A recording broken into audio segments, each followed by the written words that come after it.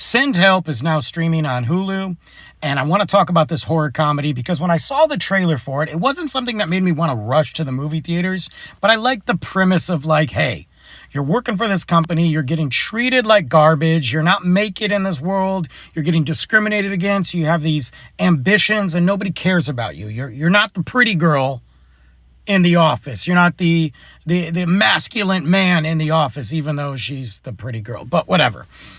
And then there's a plane crash. You're trapped on an island, isolated, with the boss that wouldn't give you the promotion. And the boss is still trying to play boss. So the idea of this movie seemed interesting to me. It seemed fun and entertaining. And the way that they showed this movie and the trailer for it hinted at some comedy while being horror and violent and this twist, right? The reality is for me, and this is just my opinion, I hate this movie. I did not like this movie. I thought it was the most generic, lazy, written, big budgeted B film that I had seen, which if that's what you're going for, congrats, you win. It doesn't even look like they're on an island, and there's a couple scenes where on the mountain climbing, and it doesn't even look like there's a real mountain. It just looks AI generated. We ran out of money and we're on this rock and a green screen's behind us.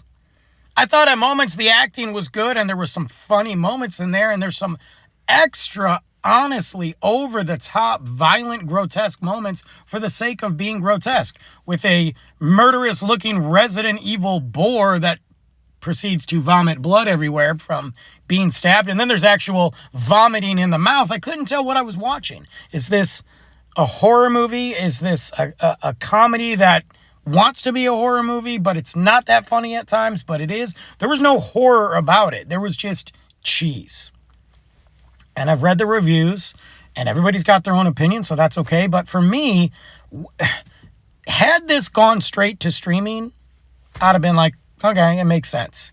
Not to say that I lower my expectation for streaming movies, but I do understand that if you are releasing this movie in a theater, that might not be big budgeted Avenger style, and it doesn't have to be, but could we at least put some effort into it? Because the third act is so all over the place and so lazy that I just didn't know what I was watching anymore.